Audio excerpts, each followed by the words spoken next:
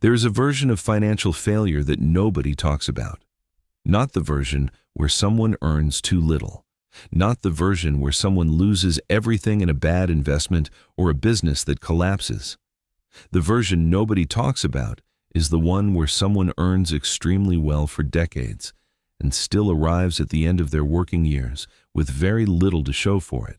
No real assets, no structural independence, no freedom from the next paycheck. Just a long, impressive history of high income that passed through their hands and into the economy around them, leaving almost no lasting ownership behind. This version of failure is more common than most people know, and it is especially dangerous because it never feels like failure while it is happening. It feels like success. Here is the distinction that changes everything once you truly understand it. Income is active. Wealth is structural. Income requires your continued presence, your skills, your time, your energy, your health, all of it has to keep showing up for the income to keep arriving. The moment you stop, the income stops too. Wealth works differently. Wealth is the accumulation of assets that generate value independently of your daily participation. A business you own. An investment portfolio compounding over time. Equity in something productive that grows whether you are working or resting. Income is what you earn. Wealth is what you own. And those are not the same thing. They never have been. Yet most people spend the most valuable years of their financial lives optimizing for one while barely considering the other. A bigger paycheck does not always mean a stronger position. Think about the professionals who earn the most in any given society. Surgeons, senior executives, elite lawyers, successful entertainers and athletes, founders of growing businesses. Many of these people earn more in a single year than most households earn in a decade. And yet, study after study, including Thomas Stanley's landmark research into actual millionaires across America, reveals a consistent and uncomfortable pattern. High income and high net worth are far less correlated than people assume. Many of the highest earners carry the highest expenses, the homes, the cars, the private schools, the lifestyle infrastructure required to look like someone who earns what they earn. Each upgrade was earned. Each upgrade also brought new obligations, new maintenance costs, a new baseline that now had to be sustained every single month. And because the income kept coming, the obligations never felt dangerous. Until the income stopped. The most dangerous prison is the one furnished with luxury. Psychology has a name for part of what drives this: hedonic adaptation. The tendency for humans to return to a baseline level of satisfaction regardless of what they acquire. The new car produces genuine pleasure for a while, then it becomes the car.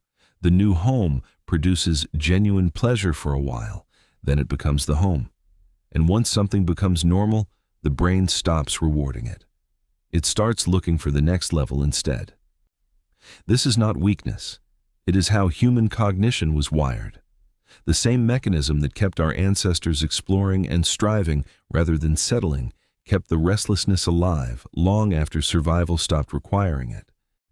But in a world where that restlessness is being continuously triggered by social comparison, advertising, and curated images of other people's lives, it becomes one of the most expensive instincts a person can own.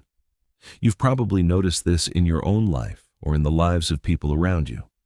The raise that was supposed to change everything arrives. For a month or two, it genuinely feels like a shift. Then life quietly reorganizes itself around the new number, expenses expand to meet it, and the same underlying pressure returns at a slightly higher altitude. Economists call this lifestyle inflation. Most people experience it simply as normal life. Rich is often measured monthly. Wealth is measured over decades. Consider two people, Marcus and Daniel, both earning six-figure incomes in their early 30s. Marcus treats rising income as permission to rise in every direction at once. The apartment upgrades, the car upgrades, the wardrobe, the vacations, the restaurants, all of it calibrated to reflect the income level he has reached. Each decision is defensible. He earned this. And by the standards of most of the people around him, he is visibly succeeding. But his balance sheet barely moves. The savings rate stays low. The assets remain minimal. The income is impressive. The ownership is not. Daniel earns similarly, spends differently. The gap between what arrives and what leaves is treated not as money waiting to be spent, but as capital waiting to be deployed. Index funds, equity in a small business, productive assets accumulating quietly in the background of an unremarkable-looking life. 10 years pass. Marcus looks more successful by almost every visible measure. He always has. 15 years pass. Daniel's asset base has reached a threshold where his investments generate enough to cover his core expenses. He has arrived somewhere Marcus hasn't even begun to build toward. Not freedom from ambition, freedom from dependence. The freedom to choose his work instead of needing it. To take risks his balance sheet can absorb. To make decisions from a position of genuine security rather than the performance of it. Their incomes were never dramatically different. Their outcomes were. Because the gap was never about earning. It was always about ownership. Naval Ravikant has written about this with unusual clarity. He draws a sharp line between working for money and having money work for you, and argues that genuine financial freedom only begins when the second condition is in place, not as a supplement to income, but as a replacement for the dependence on it. Howard Marks frames it through the lens of risk. The investor whose financial survival depends on a continuous stream of active income is structurally fragile.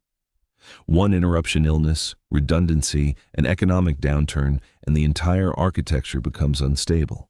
The investor who has built genuine ownership into their position has structural resilience that no salary, however large, can replicate. Andrew Carnegie, who understood wealth creation across multiple scales, said something worth remembering, that the man who dies rich dies disgraced. He was speaking about philanthropy. But the deeper principle applies here too. Wealth that was never converted into ownership that passed through hands and into consumption was never really wealth at all. It was high income, temporarily held.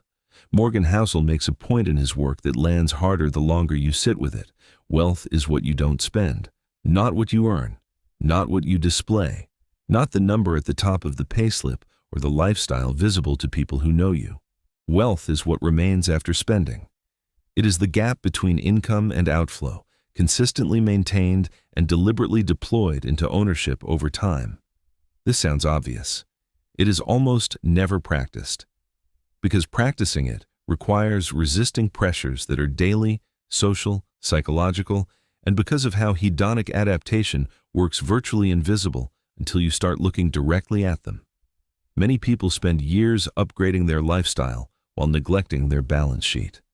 Not out of recklessness, out of a reasonable response to a culture that rewards visible success with social approval and offers almost no recognition for the quiet accumulation of invisible assets. Income can make life comfortable. Ownership can make life optional.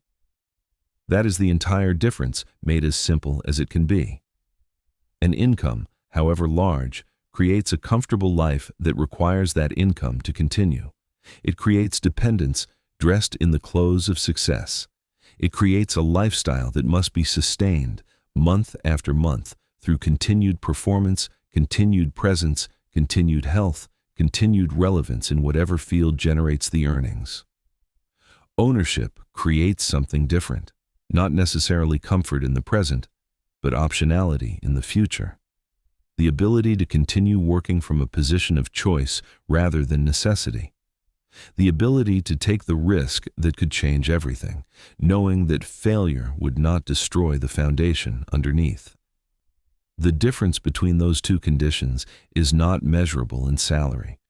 It is measurable only in what has been accumulated slowly, invisibly, without applause alongside the income. John Bogle spent his career arguing against significant industry resistance that the most reliable path to building genuine wealth through investing was also the least exciting one. Own the market, keep costs low, reinvest everything, wait. No narrative, no strategy that required constant attention or adjustment. Just the patient, systematic accumulation of ownership in productive businesses, compounding across time. The industry resisted because there was nothing to sell. The investor benefited because there was nothing to interrupt. The principle extends beyond index investing. It applies to any domain where consistency and patience and the disciplined expansion of ownership over time can compound into something that no single high-income year could have produced alone. Ingvar Kamprad built IKEA across 5 decades of the same fundamental discipline. Sam Walton built Walmart the same way, not through dramatic leaps or the performance of success, through the unglamorous, repetitive work of expanding ownership one deliberate step at a time. Their wealth was not built in a year of exceptional income. It was built in the decades of not spending what the business was quietly compounding. There is a question underneath everything in this video that is worth asking directly. If your income stopped tomorrow, how long could you sustain your life from what you actually own? Not what you earn, not your lifestyle, not your professional reputation or your career trajectory. What you own right now that generates value independently of your showing up. That number, months, years, or the uncomfortable absence of either, is the most honest measure of your financial position available to you. More honest than your salary, more honest than your title, more honest than anything visible from the outside. It is the measure not of income, but of wealth. And for many high earners, that number is far smaller than the visible version of their lives would suggest.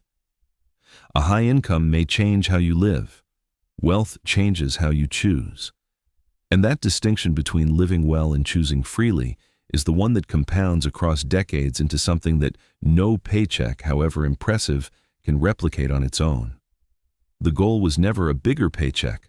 The goal was always freedom, not the freedom that looks impressive from the outside. The freedom that works quietly in the background of a life lived entirely on your own terms. Income can impress people. Ownership can set you free. You are not merely earning money. You are either building ownership or funding someone else's. Earn deliberately, invest consistently, own patiently.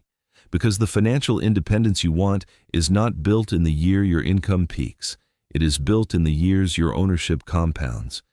If you want to understand how the world's greatest investors and business builders quietly use ownership, patience, and long-term thinking to create extraordinary wealth while others remain trapped by income, watch the next video now. Subscribe to The Equity Mind for deeper insights into wealth creation, investing, ownership, and financial intelligence. Because income can impress people, but ownership can set you free. Think long, build deliberately,